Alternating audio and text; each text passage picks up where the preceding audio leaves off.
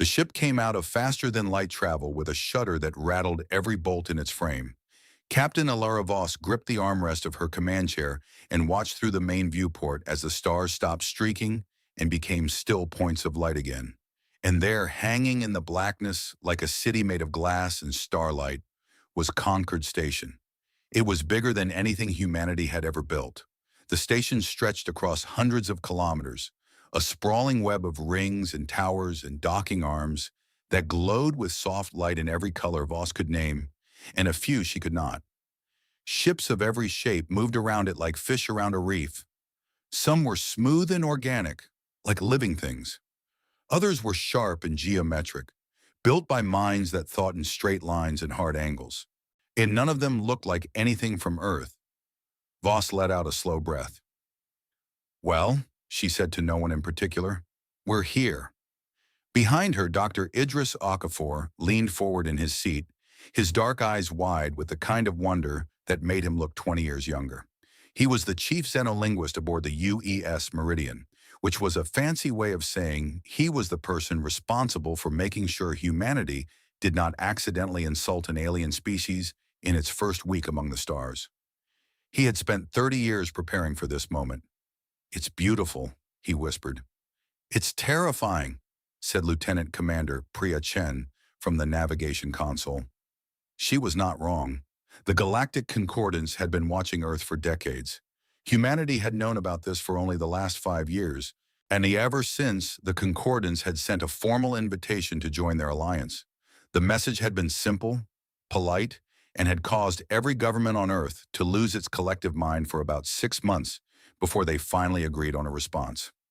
Now here they were, the youngest species ever invited to Concord Station. Over 4,000 alien civilizations had come before them, some of them hundreds of thousands of years old. Humanity, with its few thousand years of recorded history and its habit of setting things on fire, was the new kid walking into a school full of ancient scholars.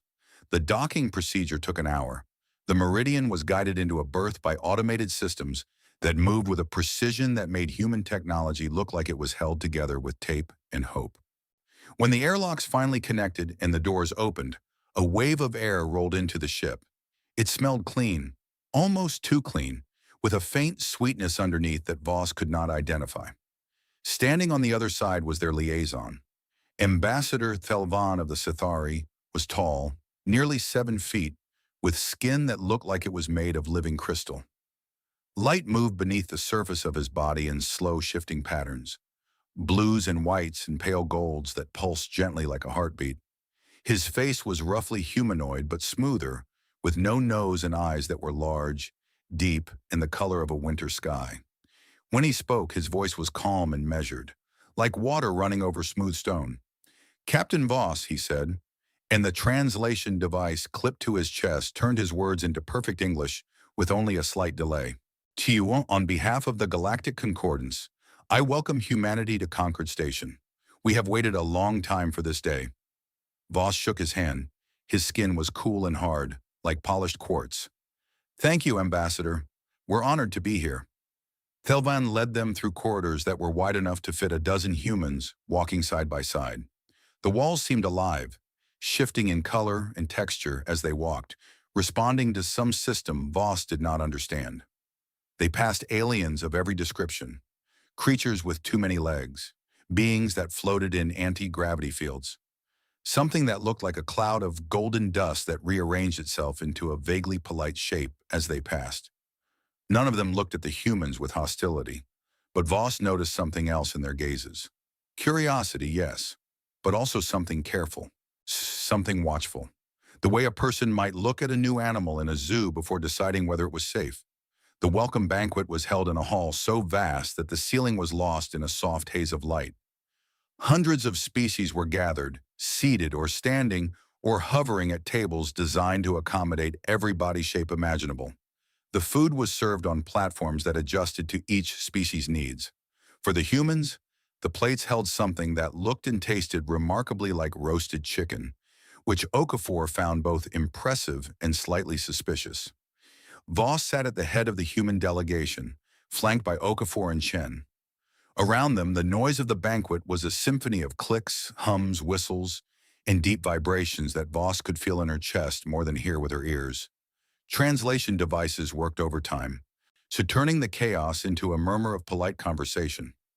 It was during the second course that it happened. Okafor had been talking with a small, furry delegate from a species called the Valesi. The creature was earnest and formal, explaining the proper way to address a concordance elder. When it used a phrase that the translator rendered as, "One must always approach with the correct number of limbs extended." Okafor blinked. "I'm sorry, the correct number? What happens if you extend the wrong number?" The Valesi delegate tilted its head. It would be considered a grave insult. When the Morvathi delegation first arrived 8,000 years ago, their ambassador extended 7 limbs instead of 6. It took 200 years to repair relations. Okafor stared at the small creature for a moment. Then he looked at Voss. Then he looked back at the Valesi. And then he started laughing. It was not a polite, quiet laugh. Okafor laughed the way he always did, with his whole body, his head thrown back, his deep voice booming out in waves of pure, uncontrolled joy. It was the kind of laugh that was impossible not to respond to. Chen snorted into her drink. Voss tried to keep a straight face and failed completely. Within seconds, the entire human delegation was laughing, some of them wiping tears from their eyes, the sound rolling out across the banquet hall like thunder. And then the hall went silent, not the gradual silence of a room losing interest. This was instant, total. Every sound stopped. Every alien in the room turned to look at the humans. Voss felt the weight of 1,000 stares land on her like a physical force. And the Valesi delegate had frozen in place, its fur standing straight up on its body. Across the hall, a tall being made of dark smoke seemed to pull itself inward, shrinking. A group of insectoid creatures at a nearby table had stopped moving entirely, their mandibles locked open. The translation devices throughout the room flickered and buzzed, as if they could not process what they had just heard. Then a Cathari delegate, a slender being with pale, almost translucent skin and large black eyes, made a sound like a broken bell and collapsed sideways out of its chair. 2 other Cathari rushed to help, their hands trembling. Voss stood up slowly. The laughter had died in her throat.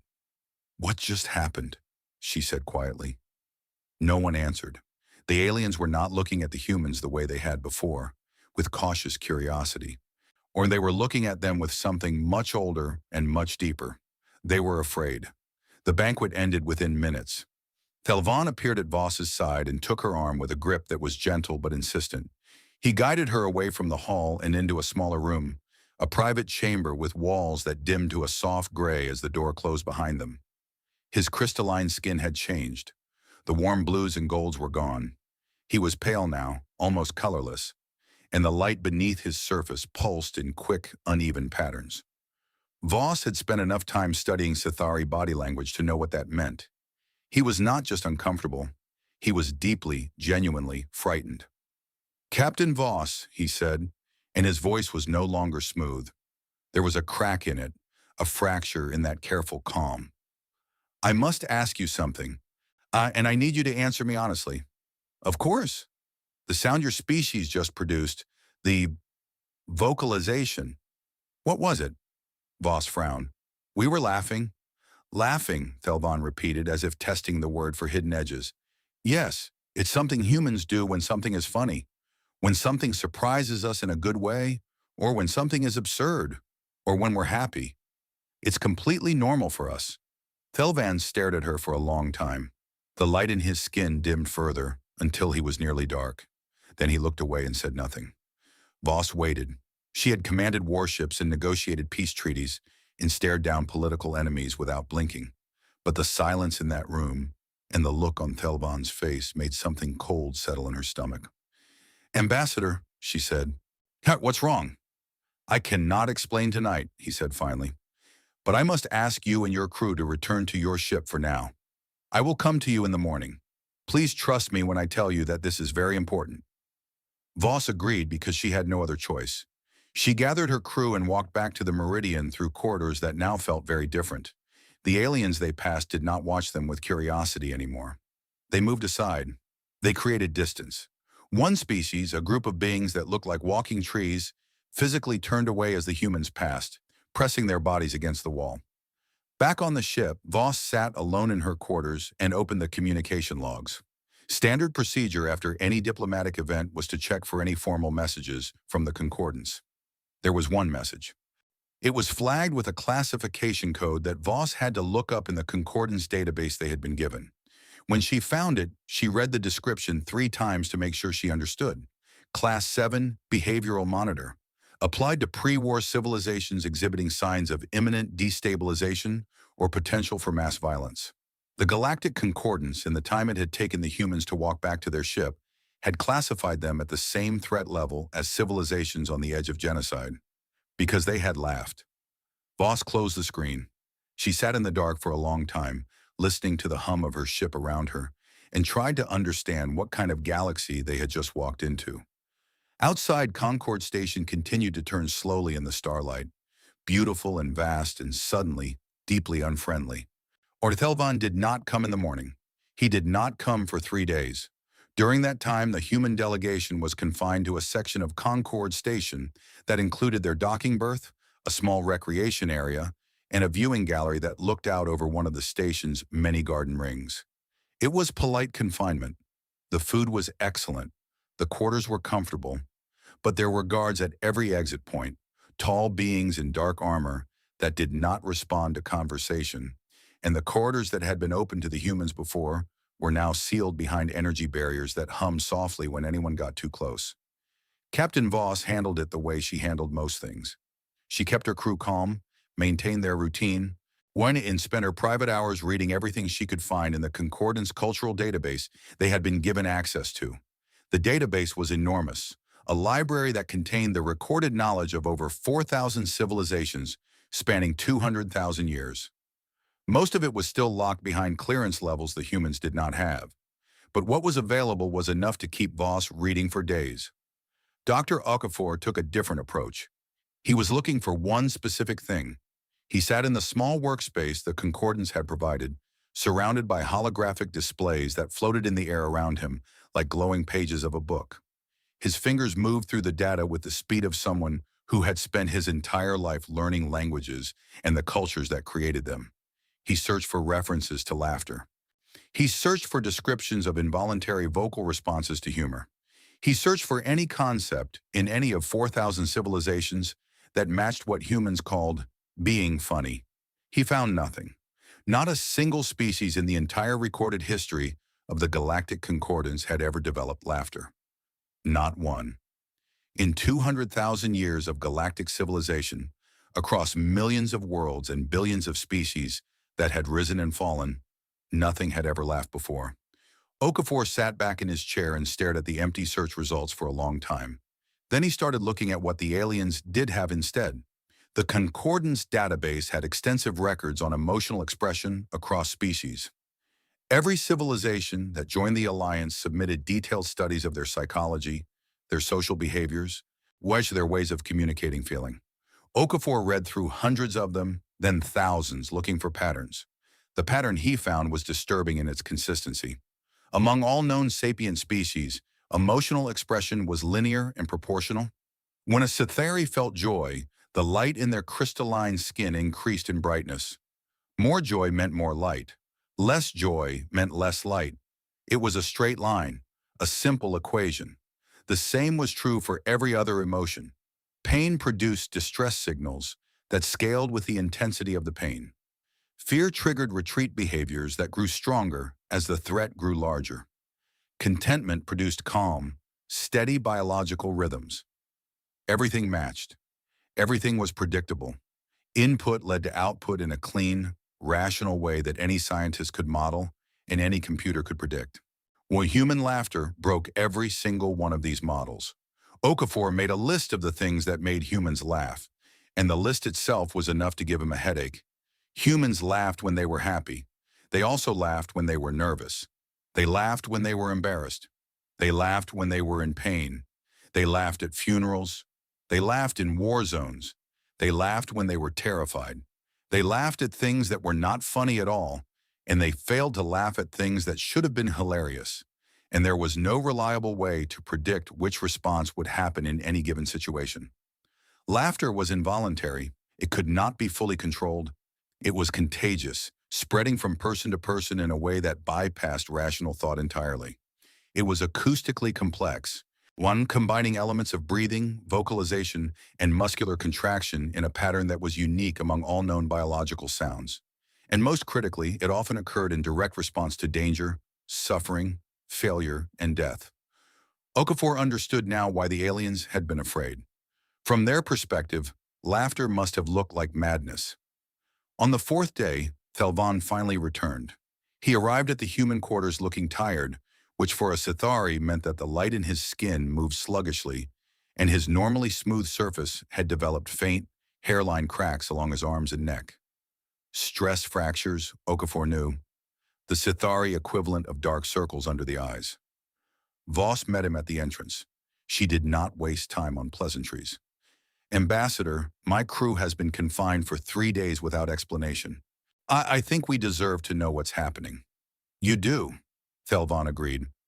He looked at her, then at Okafor, then at the rest of the human crew who had gathered behind them. May I sit down? This will take some time. They sat in the recreation area, humans on one side, the alien ambassador on the other. Thelvan was quiet for a moment, gathering himself. Then he began. The Galactic Concordance has maintained peace for over 200,000 years, he said.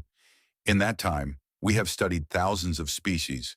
We have developed models that can predict the behavior of any civilization based on its biology, its psychology, its evolutionary history.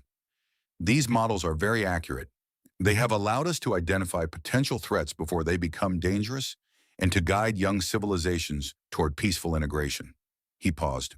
Your species broke our models in the first hour. Voss folded her arms. Because we laughed. Because you laughed, Thelvan confirmed. Captain, I want you to understand something.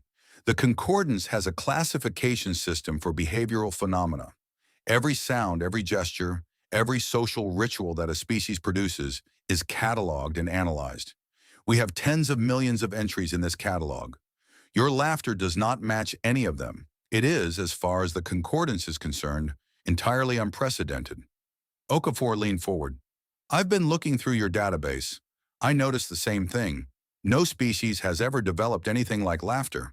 That is correct, and the reason is important. Thelvan's skin flickered. Among all known sapient species, emotional responses follow logical patterns. They are proportional, high predictable, and serve clear evolutionary functions. A distress call signals danger. A bonding tone signals safety. Every emotional expression can be understood as a rational response to a specific stimulus. And laughter isn't rational, Okafor said quietly. Laughter is the opposite of rational. It is involuntary, unpredictable, and it occurs in response to contradictory stimuli. Your species produces the same sound when it is happy, when it is afraid, when it is in pain, and when it witnesses suffering. The same vocalization serves as a social bonding mechanism, a stress response, a submission signal, and an aggression display. It does not follow any model we have. Thelvan looked at his hands. The light in them was very dim. The Concordance has a theoretical category for this kind of behavior. We call it a dissociative threat response.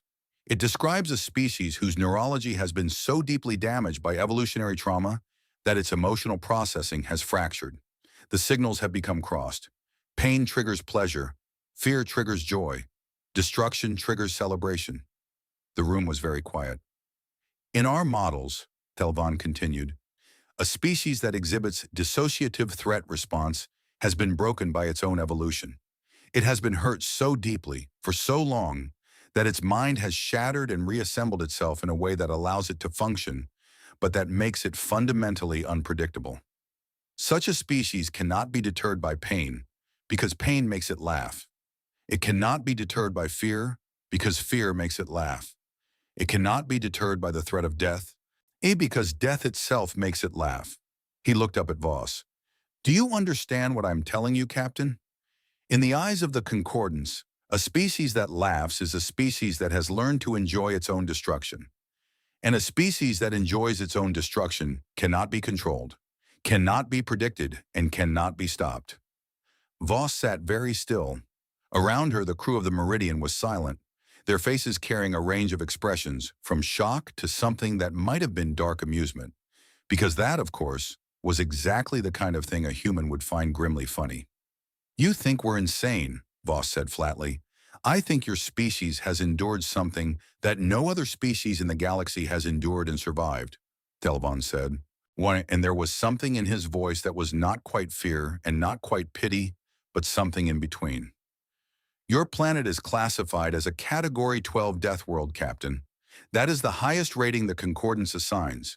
Your world has subjected your species to predation, disease, natural disasters, ice ages, mass extinction events, and the constant threat of annihilation for millions of years. No other sapient species in our records evolved under such conditions. Most species that develop intelligence do so on stable, temperate worlds with predictable environments." "And you think that's what broke us," Okafor said. Thelvan hesitated. "The Concordance believes that your evolutionary history was so traumatic that your species developed laughter as a survival mechanism, a way to continue functioning despite conditions that should have driven you to extinction. Your brains learned to convert horror into something bearable. It is, from a purely clinical perspective, remarkable, but it is also deeply alarming." "Because you can't predict us," Voss said. "Because we cannot predict you. And in 200,000 years, Captain, we have been able to predict everyone." Another silence filled the room. Okafor watched the light move slowly through Thelvan's skin and thought about the look on the Cathari delegate's face just before it collapsed at the banquet. He thought about the way every alien in that hall had frozen when the humans laughed. He thought about 4,000 civilizations, ancient and powerful and wise, all united by one thing they had in common. They were all, every single one of them, ain't afraid of a sound they had never heard before. "What happens now?" Voss asked. Thelvan's skin cracked a little more along his neck. He was quiet for a long moment. Then he said, "Overseer Reketh has called a special session of the full conclave. Every delegation has been summoned. This has not happened in over 6,000 years." "What's the topic?" Thelvan looked at her with those large, pale eyes, and the last of the warmth drained from his crystalline skin. "Whether humanity should be permanently quarantined," he said, "sealed in your home system, cut off from the rest of the galaxy, forever."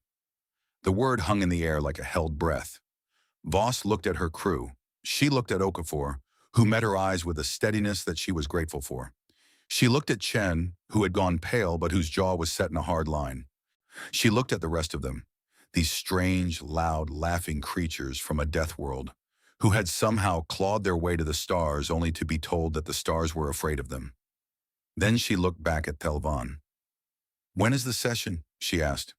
"Tomorrow." Voss nodded once. She stood up, straightened her uniform, and took a breath. "Then I suppose we'd better figure out how to explain a joke to 4,000 civilizations that have never heard one." Thelvan stared at her. "You find this situation amusing?" Voss smiled, and it was the kind of smile that did not reach her eyes but that held something hard and unbreakable at its core.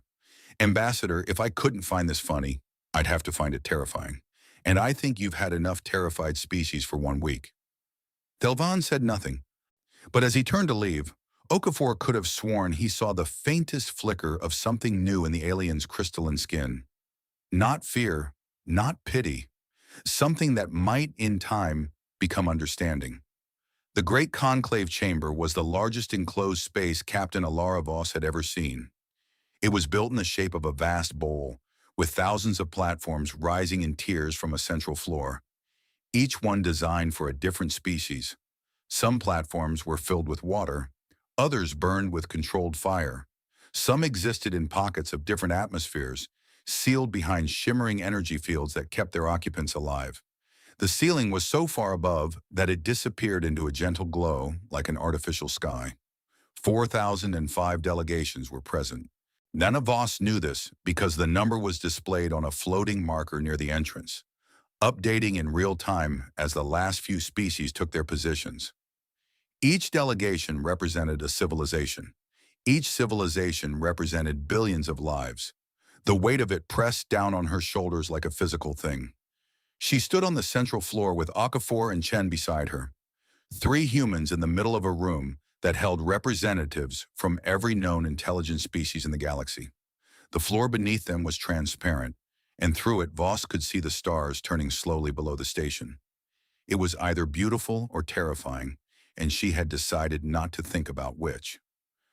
Overseer Reketh of the Dravani presided over the session from a raised platform directly above the center. The Dravani were an insectoid species that operated as a hive mind, dozens of individual bodies sharing a single consciousness. Reketh was not one being, but 37, all of them arranged in a precise formation on their platform, their dark carapaces clicking softly in unison as they moved. When the overseer spoke, all 37 mouths moved together, producing a layered voice that the translators rendered as something deep and resonant. "This special session of the Galactic Conclave is called to order," the overseer said, and the chamber fell silent. "The matter before us is the continued integration of the human species, designation Sol 3, into the Galactic Concordance. Testimony will be heard. A vote will be taken. Let us begin." The first to speak were the Cathari. Their delegate rose from a platform near the top of the chamber. The Cathari were empaths, a species that perceived emotions as directly as humans perceived light or sound. Their bodies were slender and almost translucent, with large dark eyes that seemed to absorb everything around them. The delegate who spoke was the same one who had collapsed at the banquet, and Voss could see that it was still visibly shaken. The Cathari spoke softly, and the translator carried its words to every corner of the chamber. "We have studied the psychic signature of the human vocalization they call laughter," the delegate said. "It is unlike anything in our records. The emotional frequency is complex and contradictory. It contains elements of joy, fear, aggression, relief, and something we can only describe as defiance, all occurring simultaneously. In our experience, there is only one other known psychic signature that combines aggression and pleasure in this way." The delegate paused. The chamber waited. "It is the signature we call battle ecstasy. It was found only in the Kresh, a predator species that existed 9,000 years ago. The Kresh experienced intense pleasure during acts of violence. They could not be reasoned with. They could not be deterred. The concordance was forced to act. The Kresh no longer exist." A ripple of movement passed through the chamber. Voss kept her face still, but she felt Okafor shift beside her. The Cathari continued. "We do not say that humans are the Kresh, but we say that the psychic signature of their laughter is identical in structure to the Kresh battle state. We urge the conclave to consider what this means." The Cathari sat. Well, the next to speak were the Morvathi. The Morvathi were a silicon-based species that resembled tall pillars of dark, polished stone. They did not have faces in any way that humans would recognize. They communicated through vibrations that traveled through the floor and walls, which the translators picked up and converted to speech. The Morvathi were known throughout the Concordance as the greatest analytical minds in the galaxy. They dealt in models, predictions, and probability. Their representative vibrated, and the translation came through flat and emotionless. "We have run 742 predictive models on the human species based on the behavioral data collected during their arrival. In all models, a species that exhibits involuntary pleasure, responses to pain, danger, and death has a 0% probability of long-term peaceful coexistence with other civilizations. This is not an opinion. This is a mathematical certainty." The Morvathi paused, then continued. "The reason is simple. Deterrence is the foundation of galactic peace. Species refrain from harmful actions because those actions carry consequences that cause suffering. A species that converts suffering into pleasure cannot be deterred by consequences. It is, by definition, immune to the mechanisms that maintain peace. Such a species will, inevitably, become a threat." More movement in the chamber. Voss noticed that many of the alien delegations were leaning forward, nodding or making their species-specific gestures of agreement. The Morvathi's numbers were clean and cold and convincing. 0%. That was not a number that left room for argument. 3 more species testified. A gaseous collective called the Nth described how human laughter had disrupted their chemical communication for hours after the banquet. A species of tall, quiet beings, called the Sorathai, presented historical evidence that every species in the Concordance's records that had developed unpredictable emotional responses had eventually become violent. A small, insect-like race called the Vril simply stated that they were afraid of the humans and wished them to be removed. Through all of it, Voss stood still and listened. She had been a soldier before she was a captain, and she knew when a battle was going badly. The room was turning against them. She could feel it, not with the Cathari's empathic sense, but with the plain human instinct that came from years of reading people. The fear in this room was real, and it was growing. Finally, Overseer Ryketh turned its 37 bodies toward the center floor. "The human delegation may now speak," the Overseer said. Voss stepped forward. The transparent floor beneath her showed the stars. 4,000 civilizations looked down at her from every direction. She was aware, in a way that she felt in her bones, that the next few minutes might determine whether humanity would reach the stars or be locked away forever. She had prepared a speech. Okafor had helped her write it, full of careful diplomatic language and references to humanity's peaceful intentions and its desire for cooperation. It was a good speech. It was reasonable and logical, and exactly what the Concordans would expect. She threw it away. "I want to tell you a story," she said. The chamber was silent.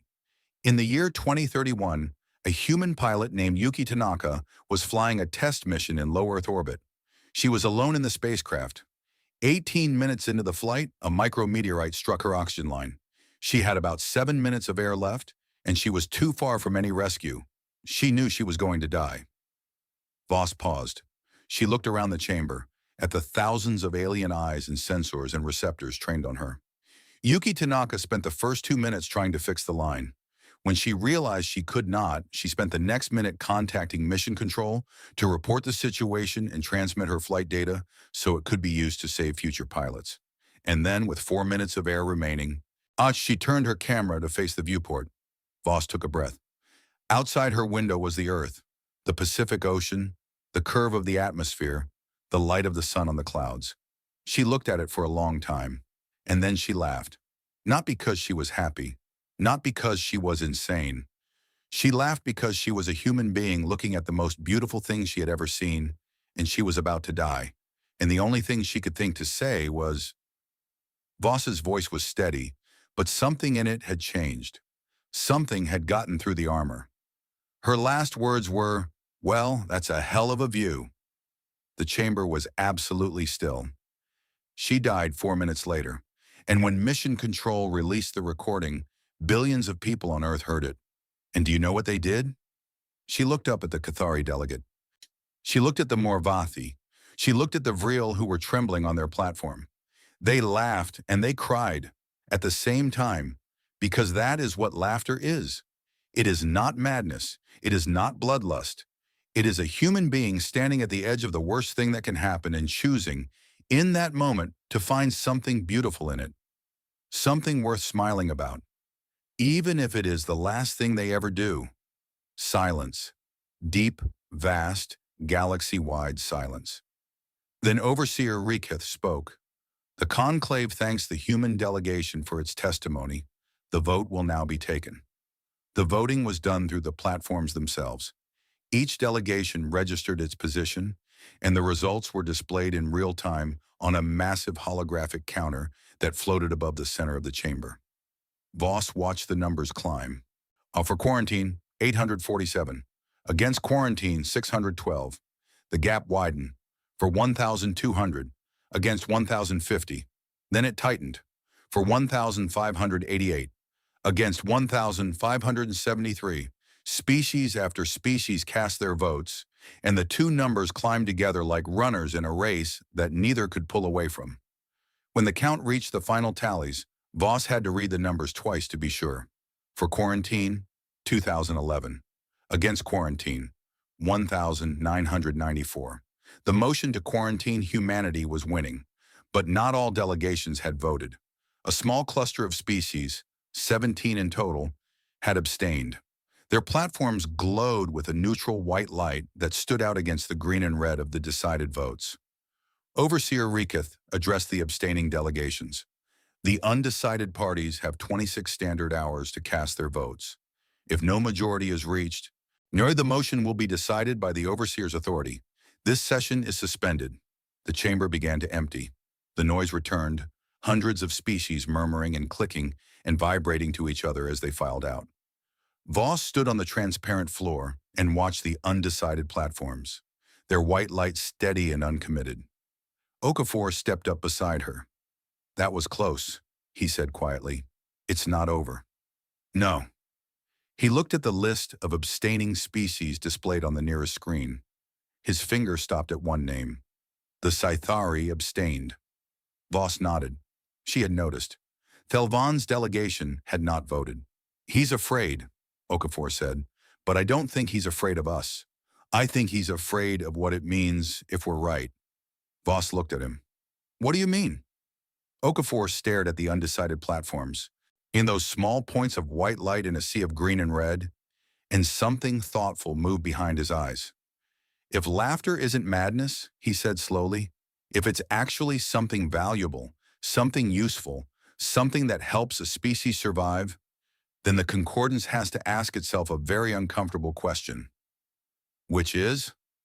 Okafor turned to her, and his face was serious in a way she rarely saw. "Why didn't any of them develop it? What does it mean that 4,000 civilizations in 200,000 years never learned to laugh? What did they lose by never needing to? And what is it costing them right now, today, that they don't even know about?" Voss had no answer for that. But somewhere on Concord Station, in a private chamber, Ambassador Thelvan sat alone in the dark with cracks spreading slowly across his crystalline skin, thinking the very same thing. It was the middle of the station's artificial night when Thelvan came to the human quarters. The corridors were dim, lit only by the soft bioluminescent strips that lined the floors, and the ambassador moved through them like a ghost. His crystalline skin was dark, giving off almost no light at all, and the cracks that had formed along his arms and neck had deepened. He looked, Okafor thought when he opened the door, like something that was slowly coming apart. "Dr. Okafor," Thelvan said, "I apologize for the hour. May I come in?" Okafor stepped aside without a word. He had been awake anyway, sitting at his desk reviewing everything he could find about the 17 undecided delegations, on trying to figure out which way they might vote and what arguments might reach them. But the moment he saw Thelvan's face, he closed his screens and gave the ambassador his full attention. They sat across from each other in the small common area of the human quarters. The rest of the crew was asleep. The ship hummed quietly around them. Through the viewport, the lights of Concord Station's garden ring turned slowly, green and gold against the black. Thelvan did not speak for a long time. He sat with his hands folded in his lap, the cracked crystal of his fingers interlocked, and stared at the floor. Okafor waited. He had learned long ago that the most important conversations started with silence. Finally, Thelvan looked up. "I need to understand," he said. "Before I cast my vote, I need to understand what laughter truly is. Not the clinical description, not the behavioral classification. I need to understand it the way your species understands it." Okafor nodded slowly. "I'll try. The conclave heard your captain's story about the dying pilot. It was moving, but it did not answer the question that keeps me awake. The pilot laughed because she was dying. How? How does a mind produce joy in the presence of death? Where does that response come from?" Okafor leaned back in his chair and thought about how to explain something that was as natural to him as breathing to someone who had never taken a breath. "Let me start at the beginning," he said. "A long time ago, before humans had cities or language or tools, we were prey. We were small, slow, weak creatures living on a planet that was trying to kill us in every way imaginable. Predators hunted us. What diseases ravaged us? The weather froze us and burned us. The ground opened up and swallowed us. Every single day was a fight to survive." Thelvan listened, his skin flickering faintly. Now, most species that face that kind of pressure either adapted physically, growing bigger, faster, stronger, or they went extinct. Humans did something different. We adapted socially. We formed groups. We survived not because any individual was strong enough to fight a predator, but because we worked together. The group was everything. If you were alone, you died. If you were with your people, you had a chance. "This is consistent with our records of your evolution," Thelvan said. "Right. But here's the part your records don't capture. Living in groups under constant threat creates a specific problem: stress, fear, trauma. If a group of early humans just survived a predator attack, if they watched one of their own get taken, if they spent hours running in terror through the dark, their bodies would be flooded with chemicals that cause pain, panic, and paralysis. If those chemicals stayed active, the group couldn't function. They couldn't hunt. They couldn't gather food. They couldn't protect their young. The stress would destroy them as surely as the predator would. Okafor leaned forward. So our bodies evolved a release valve. After the danger passed, after the group survived, our neurology developed a mechanism that said, the threat is over. We are alive. We are together. And in that moment, the fear and the pain got converted into something else. The muscles relaxed. The breathing changed. The voice produced a sound that was involuntary and contagious, so that when one person felt the release, everyone around them felt it too. At the same time, together. Laughter, Thelvan said. Laughter. It was never about finding something funny. Not at first. It was about surviving something terrible and telling your group, through a sound that couldn't be faked or controlled, that you were still alive and still together. It was a signal that said, the worst has happened and we are still here. Thelvan was very still. The cracks in his skin had stopped spreading, as if his body was listening as closely as his mind. Over millions of years it evolved. It became more complex. Humans started using laughter in new ways. We laughed at things that surprised us. So because surprise was linked to danger, and the laughter response helped our brains process it. We laughed at absurdity because recognizing when something didn't make sense was a survival skill. We developed humor, which is really just the art of setting up an expectation and then breaking it in a way that triggers that ancient release response. And the dark humor your captain mentioned? The laughter in the face of death? Okafor smiled, and there was something old and deep in that smile. That's the purest form of it. When a human laughs at death, they're not enjoying it. They're defying it. They're saying, you can take everything from me, but you cannot take this. You cannot take my ability to find something, anything, even in the worst moment of my life, that makes me feel connected to the people around me. Chew, that makes me feel alive. He paused. Laughter isn't a sign that we're broken, Ambassador. It's the reason we didn't break. Every other species on our planet that faced what we faced either grew armor or grew claws. We grew the ability to look at the darkness and refuse to let it consume us. Not by ignoring it, not by pretending it wasn't there, but by transforming it into something we could carry together. The room was quiet except for the hum of the ship. Thelvan sat motionless, his large pale eyes fixed on Okafor's face. The light in his skin had begun to move again, slowly, in patterns Okafor had not seen before. Not the calm blues of contentment or the dim grays of fear. Something new, something searching. There is something I have not told you, Thelvan said at last. His voice was different now. Oh, the diplomat's polish was gone. What remained was raw, unguarded, almost fragile. Something about my own people. Okafor said nothing. He just waited. 12,000 years ago, the Sithari homeworld experienced what we call the fracturing. A gravitational anomaly destabilized our star. Over the course of 3 centuries, our world was torn apart. Earthquakes, radiation storms, the slow, agonizing destruction of everything we had built. Billions died. Those who survived did so by retreating underground, into crystalline caverns deep beneath the surface, where they waited for generations until the star stabilized.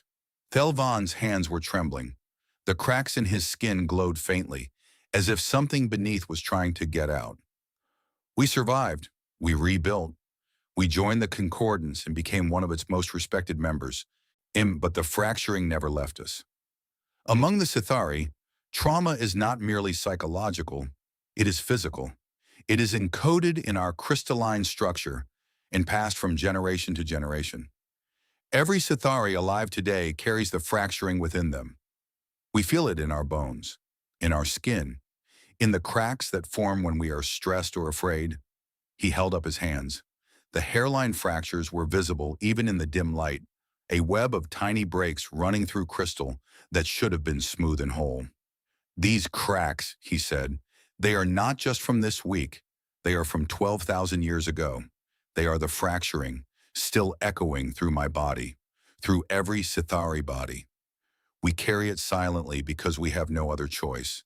There is no mechanism in our biology to release it, no way to transform it, yeah, no way to set it down. His voice cracked, and the sound was eerily similar to the tiny snapping sounds his skin made when the fractures deepen. For 12,000 years, my people have endured. We have been strong. We have been stoic. We have been everything the Concordance values. And every single generation, the cracks get a little deeper. Okafor felt something tighten in his chest. He looked at this ancient, beautiful, suffering being and understood, with a clarity that took his breath away, what he was really seeing. Not an alien ambassador, not a diplomat. A person carrying a wound so old and so deep that he had never even imagined it could be healed. Because he had never seen healing, not the kind that humans knew. Ambassador, Okafor said gently, and how many species in the Concordance carry something like this? Thelvan looked at him. All of them, he said. Every civilization that has endured long enough to reach the stars has survived something terrible. The Dravani lost half their hive in a plague that lasted 1,000 years. The Cathari were nearly destroyed by a psychic predator species that fed on their empathy. The Morvathi were shattered by a civil war that split their continental mind into fragments that took 10,000 years to reassemble. He spread his cracked hands. Every species in this station carries its trauma in silence. It is the way of things. It is what survival means. You endure, you continue, you do not look back. And you never heal, Okafor said. The words hung in the air between them. Thelvan stared at him, and for the first time, my Okafor saw something in those pale alien eyes that was neither fear nor diplomatic composure. It was hunger, a deep, aching, 12,000-year-old hunger for something the ambassador had never known existed until a group of strange, loud, fragile creatures from a death world had laughed at a dinner party. No, Thelvan whispered. We never heal. The silence that followed was the heaviest Okafor had ever experienced. He let it sit. He let it breathe. And then, very carefully, very gently, he asked the question that he knew was the reason Thelvan had come to him in the middle of the night. Would you like to learn? Thelvan's skin flared. For one bright, startling moment, his entire body lit up in a cascade of colors Okafor had never seen before. Whites and golds and deep, shimmering blues that raced through his crystal like lightning through a storm cloud. Then it faded, and Thelvan was dim again, but the cracks on his hands had stopped spreading. Just barely, just enough. Could you teach us, he asked, and his voice was barely a whisper. Could you teach a species that has never laughed how to laugh? Okafor thought about this for a long time. He thought about the millions of years of evolution that had shaped the human brain, the ancient neural pathways that connected fear to relief to joy, the deep biological machinery that produced laughter without conscious thought. He thought about how hard it would be to teach something so instinctive, so fundamental, to a mind that had never been built for it. Then he thought about a crystalline hand, cracked and trembling, reaching across 12,000 years of silent suffering to ask for help. I don't know, he said honestly, but I know this much. On our world, there's a saying, laughter is the best medicine. It's old and it's simple, and most humans treat it like a cliche. But it's not. It's literally true. Laughter heals, physically, chemically, neurologically. It reduces stress hormones. It strengthens immune systems. It repairs social bonds that trauma has broken. It works, Ambassador. It works because that's what it evolved to do. He reached across the table and, very slowly, placed his warm human hand over Thelvan's cold crystal one. I can't promise I can teach you to laugh, but I can promise to try. And if there's one thing humans are good at, it's trying things that should be impossible and being too stubborn to stop. Thelvan looked at the human hand on his, warm on cold, soft on hard, flesh on crystal. Two species that could not have been more different, separated by biology and evolution, and 12,000 years of accumulated pain. And for the first time in his long life, Thelvan felt something he did not have a word for. It was not joy exactly. It was not relief. It was smaller than that, and more fragile, and more precious. It was the first faint tremor of a crack beginning to heal. He stood. "I must go," he said. "The vote is in 12 hours. "Ambassador," Okafor said as Thelvan reached the door, "which way are you going to vote?" Thelvan paused. The light in his skin was moving again, stronger now in those new patterns that Okafor could not read. "I am going to do something I have never done before, Dr. Okafor," he said. "I am going to take a risk." He left. The door closed behind him. Okafor sat alone in the quiet room and listened to the hum of the ship around him and thought about cracks and silence and the strange, stubborn, impossible human gift that might, against all odds, be exactly what the galaxy needed. Through the viewport, Concord Station turned in the starlight, and somewhere in its corridors, an ancient crystalline being walked toward a decision that would change everything, carrying within his cracked and aching body the first small spark of something that felt, if he was brave enough to name it, like hope. The great conclave chamber was full again. Every platform occupied, every delegation present, and every eye and sensor and receptor focused on the central floor where the undecided votes would be cast. The holographic counter floated above, showing the frozen tallies from the day before. For quarantine, 2011, against 1,994. 17 delegations still uncommitted. 17 points of white light in a sea of red and green. Captain Voss stood on the transparent floor with her crew behind her. She had not slept. None of them had. Okafor stood at her right shoulder, steady and calm, his dark eyes moving across the chamber with the careful attention of a man who understood that the next hour would decide the future of his species. Overseer Reicheth called the session to order. The 37 bodies of the Dravani hive moved in unison, and the layered voice filled the chamber. The undecided delegations will now cast their votes. Each may speak before voting if they wish. The first 6 delegations voted quickly, without speeches. 3 voted for quarantine. 3 voted against. The counter shifted. 4, 2014, against 1,997. The gap held. 4 more delegations voted, 2 and 2. The numbers climbed together. For 2016, against 1,999. 7 delegations remained undecided. Then a species Voss did not recognize, a group of beings that looked like floating ribbons of silver light, voted against quarantine and gave a brief statement that the translator rendered as, "We were once feared. We remember what it cost us. We will not do the same to another." For 2016 against 2,000. 5 delegations left. 3 voted for. 1 voted against. The counter updated. For 2019 against 2001. 1 delegation remained. The Sithari. The chamber became so quiet that Voss could hear the hum of the energy fields around the atmospheric platforms high above. Every being in the room turned toward the Sithari platform, where Thelvan stood alone. His crystalline skin was dark, the cracks visible even from a distance, a web of fractures that covered his arms and neck and face. He looked ancient and fragile and, Voss thought, absolutely terrified. But he was standing, and he stepped forward to the edge of his platform, and he spoke. "I have served the Concordance for 300 years, he said. His voice was quiet, but the chamber's acoustics carried it to every corner. "In that time, I have helped negotiate 47 treaties. I have mediated 12 territorial disputes. I have been present for the integration of 6 new species into our alliance.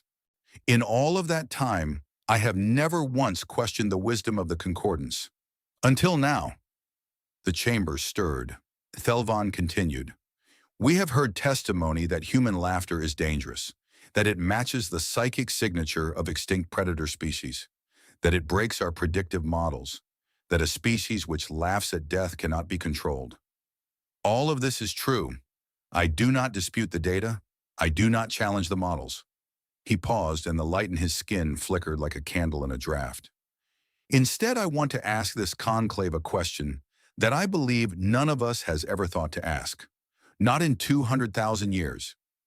He looked out across the vast chamber at the thousands of delegations, the countless species that had built the greatest alliance the galaxy had ever known.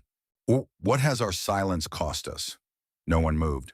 The Concordance has maintained peace for 200,000 years. This is our greatest achievement, and I honor it. But peace is not the same as wholeness. Survival is not the same as healing.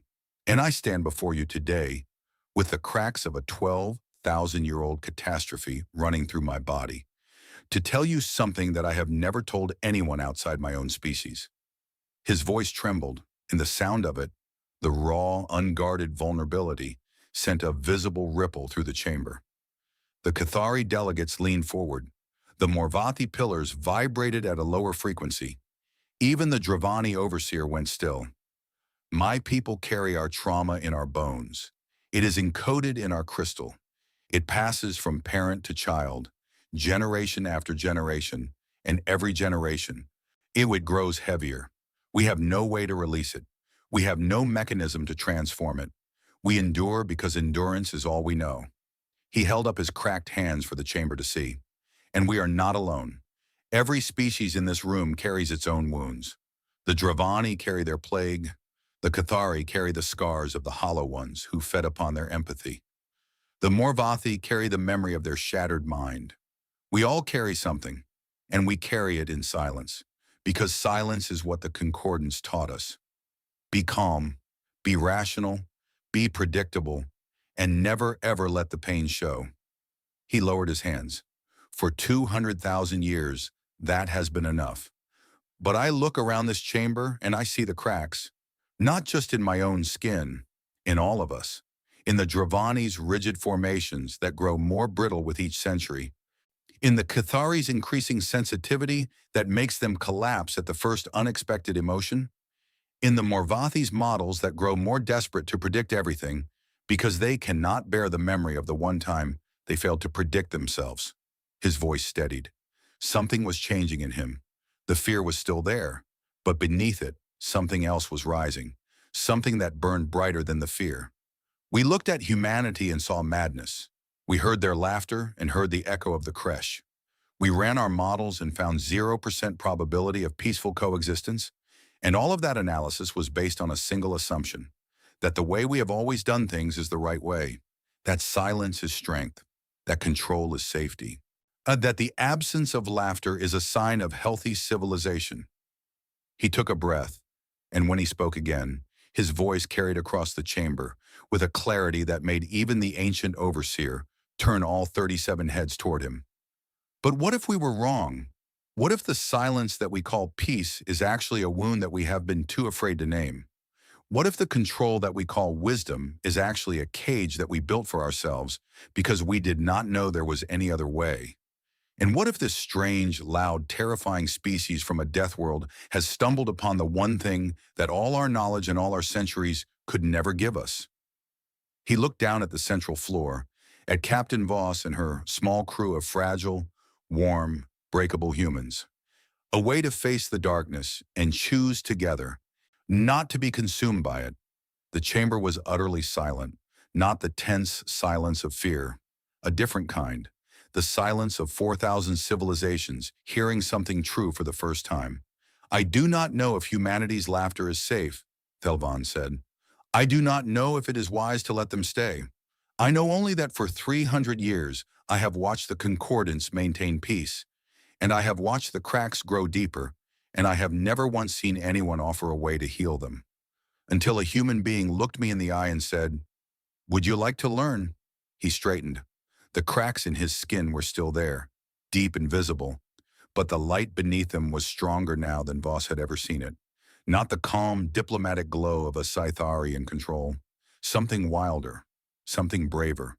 "When I vote against quarantine," he said, "and I do so not because I am certain it is safe, but because I am certain that our silence is killing us, and I would rather take a risk on hope than continue to die quietly in the dark." He stepped back. The chamber erupted, not in violence, not in anger, in something that had no name in any concordance language, but that humans would have recognized instantly. It was the sound of 4,000 civilizations suddenly, painfully, beautifully confronting the truth they had been carrying in silence for longer than most of them could remember.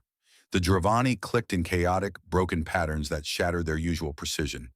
The Cathari wept openly, their translucent bodies shaking with waves of emotion that spilled out and washed over the entire chamber. When even the Morvathi vibrated at frequencies they had never produced before, their stone surfaces ringing like bells. The remaining undecided delegations cast their votes. Every single one voted against quarantine. The final count glowed on the holographic display for quarantine 2019, against quarantine 2012, and then the undecided votes registered and the numbers shifted one final time. For quarantine 2019, against quarantine 2019. A tie. The chamber fell silent again. Overseer Rekith rose. In the event of a tied vote, the Overseer's authority decides the matter. 37 insectoid bodies turned toward the central floor. 37 pairs of compound eyes looked at Captain Voss. Humanity may stay, the Overseer said. And then, in a voice so quiet that only those nearest could hear, teach us. 50 years passed. The galaxy changed in ways that no model had predicted, because the models had never accounted for laughter. Human laughter ambassadors were stationed on over 200 worlds. They were not diplomats in any traditional sense. They were therapists, teachers, comedians, storytellers. They were people whose job was to sit with ancient, wounded civilizations and do the simplest, hardest, most human thing imaginable: help them learn to laugh. It did not happen quickly. The Morvathi took 11 years to produce their first laugh, a deep, grinding vibration that cracked one of their stone surfaces and sent the human teacher running for cover before realizing that the sound was joyful, not destructive. The Morvathi, typically reserved and analytical, requested 3 more laughter teachers the following week. The Dravani hive mind was different. When one of their 37 bodies learned to laugh, all 37 laughed simultaneously. The sound was so loud and so strange that it set off seismic alarms across an entire section of Concord Station. The Dravani apologized formally. Then they did it again. The Cathari, who had once collapsed in terror at the psychic signature of human laughter, became its most devoted students. They discovered that laughter, when experienced from the inside rather than observed from the outside, was not the same as battle ecstasy at all. It was its opposite. It was the release of tension, not its accumulation. The letting go of pain, not its embrace. The Cathari published a study that was read by every species in the concordance.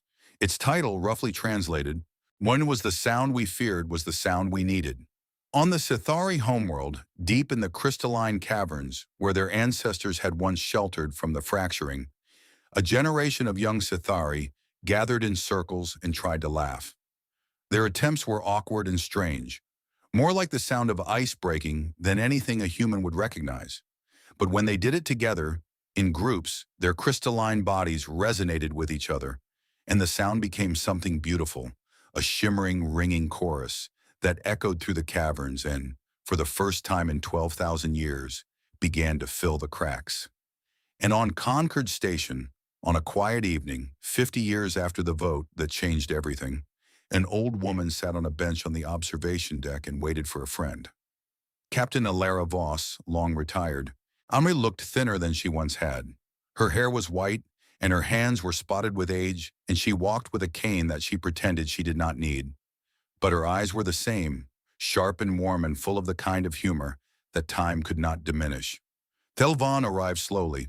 He was old too, by Sci-Fi standards, his crystalline skin clouded in places, the light within him dimmer than it had been half a century ago.